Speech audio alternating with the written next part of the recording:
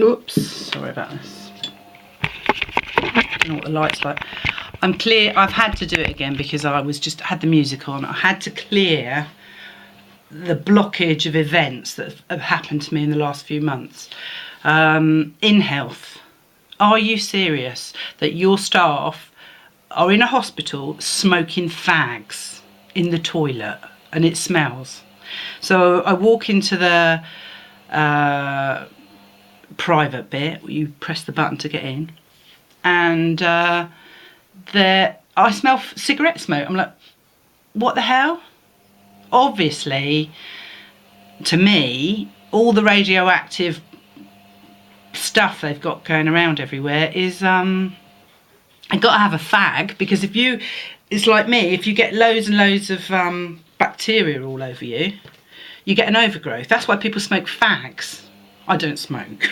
Okay, so that's one good thing. But you clear bacteria by smoking, basically.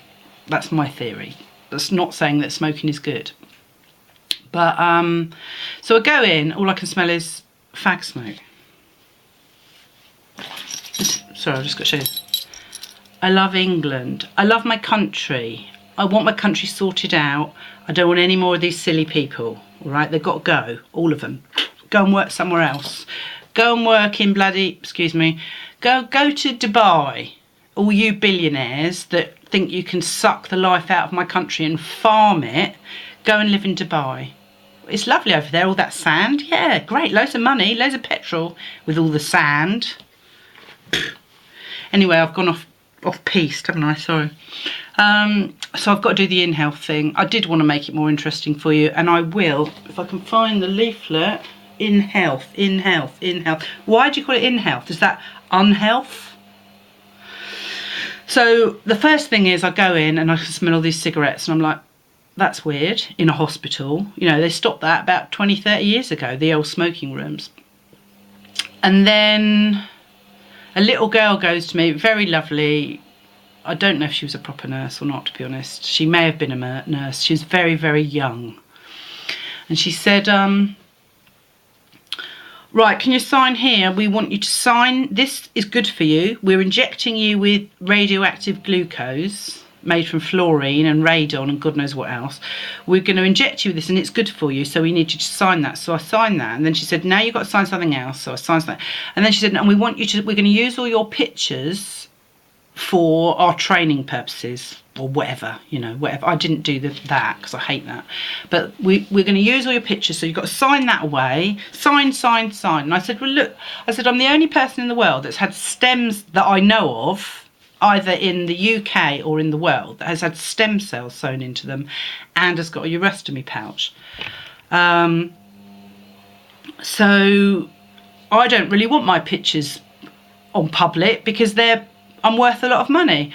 Oh, well, if you don't sign, you're not having it. I have to get 3 signatures and I have to sign, or else you're not having this scan. Oh, so under duress, which means that legally, the paperwork that you have used in health is worthless, totally worthless. Anyway, so I signed this bit of paper. And I'm not complaining about her. She was really, really lovely. I thought she was lovely anyway, but very young. So she goes off eventually and gets this needle, and she's got a syringe and it's covered with a little metal jacket. Now, if you know anything about radiation, you know it doesn't go through, certain radiation doesn't go through paper, certain radiation doesn't go through leads and, you know, things like that. Anyway, so she's got a syringe, but obviously where this plunger goes in, it's getting out that end. Where it touches that, it's going to get, radiation doesn't just go, oh, I'll stay here. It goes everywhere. That's the problem with it. So she's got a little belt on her and she goes, beep, beep, goes off. She goes, oh, don't worry, that's just to show that there's radiation. And I was going to myself thinking, well, actually, that goes to show that radiation has just hit your body. You know, have you seen Silkwood? I didn't say that. And I said to her, do you want to have kids? And she went, oh, not now. And I was thinking, yeah, you're earning loads of money and your company is allowing you to come in as a woman, a young woman, in contact with radiation hundreds of times a day. So that's in health. And then, God, It does get much worse than this. So that I've got cigarette smoke, I've got radiation everywhere, lie down with my injection, not very nice. Go into the room to get done, and while I'm in there with the machine whizzing round, you know, the odd someone comes into the room and I hear him. Now my bag is by the door on a chair where the health assistant, the healthcare, because they haven't bothered to use a proper nurse, they've used no assistant, you know, they put a healthcare assistant, the minimum wage they could pay, as in using young people, people that aren't professional because they smoke in a hospital, and this somebody comes into the room. Now for all I know, someone could have been going through my bag, taking money out, couldn't they? I don't know what I've got in there, I'm just an old lady, I don't know anything. You know, help yourself like everyone else does. So that happens. So I'm lying there very still, carries on. And I start to get back pressure into my bag, and it's kind of a bit very uncomfortable to say the least. And I talk to, you know, because when you're in a CT scanner or any scanner, you talk to the little machine and they talk back to you from the glass, which is outside of the room. And I went, oh, excuse me, like that. I feel a bit bad. And next thing I know, the lovely little nurse who's being subjected to all this radiation comes in the room, stands beside me with the machine going around. I'm like, I didn't actually move because you've got to keep really still. And says, no, you've got 6 minutes to go. I went, I'll hold. Anyway, so I left. Eventually, after my scan,